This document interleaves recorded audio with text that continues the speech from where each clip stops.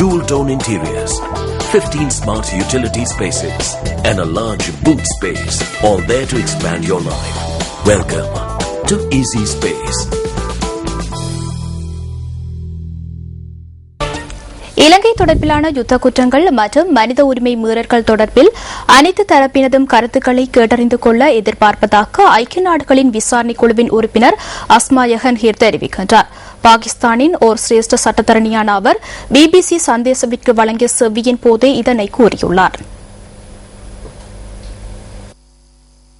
உங்களது விசாரணைகளின் நோக்கம் என்ன?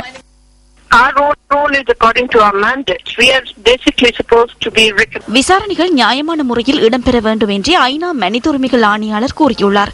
மனித உரிமைகளை மீறிய தரப்பினருக்கு எதிராக பக்கசார்பற்ற நியாயமான விசாரணைகள் இடம்பெறும். இந்த விசாரணைகளுக்கு ஒத்துழைப்பு வழங்குவதில்லை என இலங்கை அரசாங்கம் கூறியுள்ளது. அத்துடன் விசாரணைகளுக்கு சாட்சியம் வழங்குவோரை தடுக்கும் முயற்சியிலும் இலங்கை அரசாங்கம் ஈடுபட்டுள்ளது. இவை விசாரணைகளுக்கு தடையாக அமையுமா? பொறுப்புக்கூறல் தொடர்பில் பேசும்போது அது ஒரு பிரச்சனையாகும். எனினும் இது குறித்து கவனம் செலுத்த வேண்டும் என அரசாங்கம் கருதும் என நினைக்கின்றேன். இலங்கை அரசாங்கம் உங்களுக்கு விசா வழங்க மறுத்தால் அல்லது உங்கள் விசாரணை குழுவுக்கு சாட்சியம் வழங்குவோரை தடுத்தால் என்ன செய்வீர்கள்? இலங்கை மக்களோடு எவ்வாறு பேசுவீர்கள்?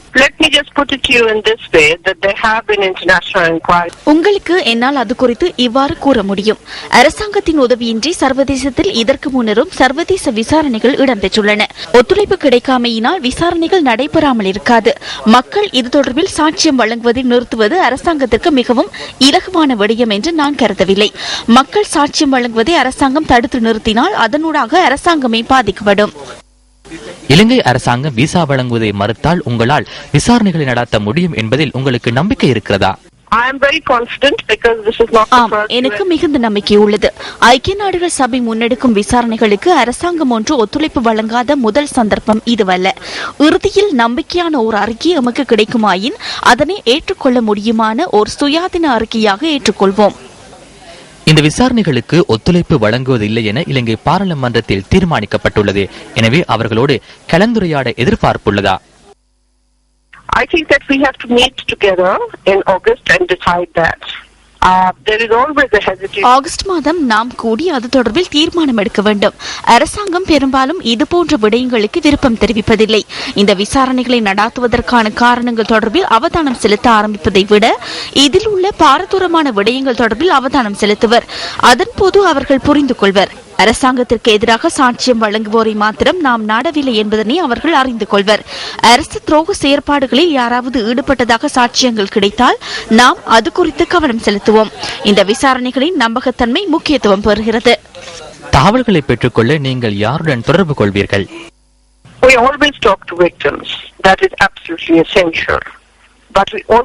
பாதிக்கப்பட்ட மக்களுடன் நாங்கள் கலந்துரையாடுவோம். அது நிச்சயமாக நடைபெறும். குறிப்பாக குற்றங்கள் இடம்பெற்ற காலப்பகுதியில் பாதிக்கப்பட்டவர்களின் கருத்துக்கள் முக்கியமானவை.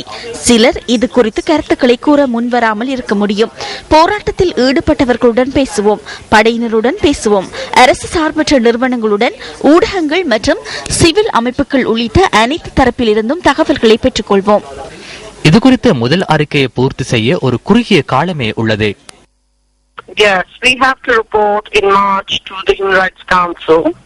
We will try our best. அடுத்த வருடம் மார்ச் மாதமாகும் போது மனித உரிமை பேரவைக்கு அறிக்கையை சமர்ப்பிக்க வேண்டும். அதற்கு இயலுமான அளவு முயற்சி செய்கிறோம். இரு தரப்பினதும் நம்பகரமான சாட்சியங்களை பெற்றுக்கொள்ள அதிக அளவில் நிபுணத்துவம் பெற்றவர்கள் உள்ளனர். ஆரம்ப அறிக்கையை நிறைவு செய்ய முடியாவிடின் அதனை மார்ச் மாதம் மனித உரிமை பேரவைக்கு அறிவிக்க வேண்டும்.